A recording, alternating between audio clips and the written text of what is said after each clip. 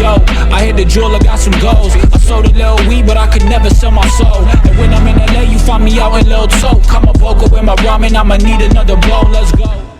Alrighty!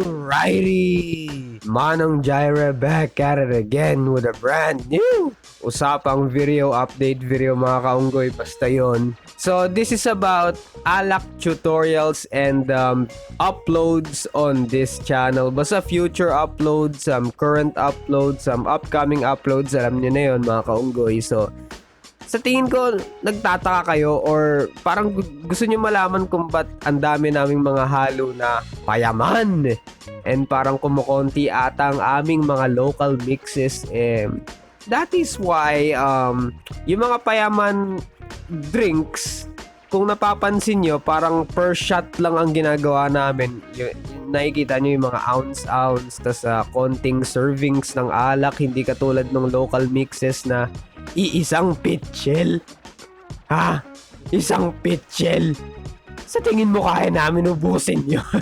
Kaya namin na ginagawa itong mga payaman cocktail drinks. Alam nyo, lahat ng video namin, as in lahat, pre-recorded. Halimbawa, gumawa kami ng video ng, sabihin natin, January 21, 2020. Ma-upload yan February 8. Minsan nga mga February 22 or basta sa sobrang busy namin sa buhay, lahat ng mga video namin pre-recorded. Pero Manong Jireh, ano ang connection ng pre-recorded videos sa mga payaman na cocktail videos, tutorials sa ginagawa ninyo?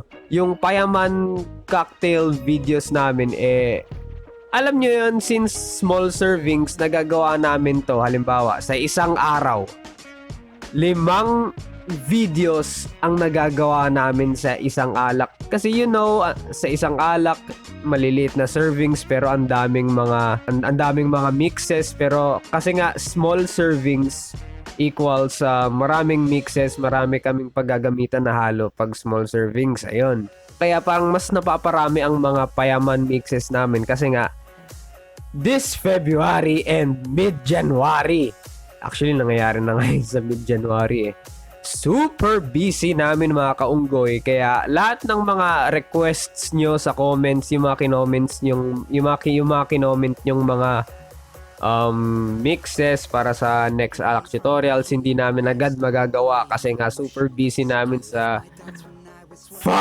yung school immersion shit and so super busy, 12 hours, man. 12 hours. We can't take it anymore. Oh my God. Imagine niyo, pumapasok kayo 7 a.m. to 7 p.m. Pag uwi nyo, pagod na pagod. Hindi nyo na kaya mag-edit.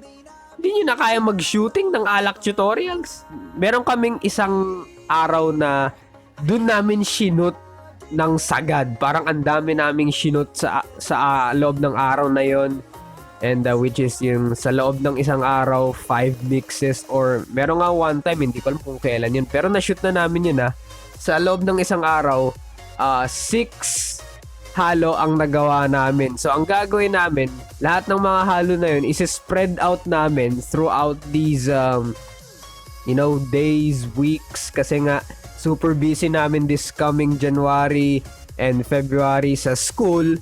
So ang gagawin namin is ni-record na namin yung karamihan, pero i-edit ko na lang, kahit pagod ako sa immersion shit, pag uwi ko itatry ko i-edit yon kahit hilon na ako sa pagod.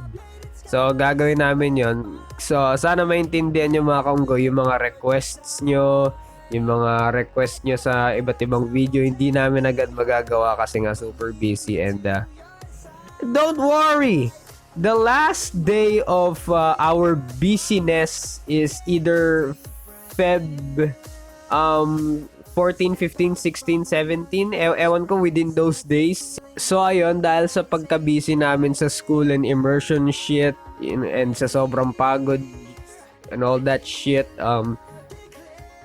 maraming mga halo na Payaman. Pero alam ko meron din kaming na-shoot na mga na-video, na-record na mga pang local drinks. So, stay tuned for that. Sana matapos na ma-edit yun. Basta ang dami naming mga nakatabing videos, no? Ang dami na namin video within those days na hindi pa kami busy and hindi pa kami kinakain ng schedule namin. Sana abangan nyo yun and stay tuned. And can we handle the 12 hours immersion thing? 12 hours, ladies and gentlemen. Can we handle that shit? Sa tingin ko, hindi. So, ayun. Sana stay tuned kayo para sa mga, hindi lang sa mga local mix, kundi rin sa mga Payaman mix. At hindi lang sa Alak Tutorial. Sana sumubaybay. Basta, sana panoorin din nyo yung mga ibang vlogs. Hindi lang puro Alak Tutorials, kundi yung mga ibang vlogs din. And, update nga din pala sa mga shoutouts. Shoutouts and mga oral shoutouts. Ang oral shoutouts kasi, yun yung mga shoutouts na sinashoutout namin by name. Ayun nga, yung mga shoutouts namin, mas ipaprioritize namin i-shoutout yung mga taong, yung mga people na hindi lang sa Alak Tutorials nagko-comment, kung hindi sa lahat ng video or vlogs na nagko-comment. Hindi lang puro Alak Tutorials nagko-comment, kundi sa lahat ng videos namin. So, yun yung mga malulupit i-shoutouts. Kaya yun yung ipaprioritize namin i-shoutout madalas. Sino pa pwede i-shoutout dito? Chine-check ko yung comments. Kay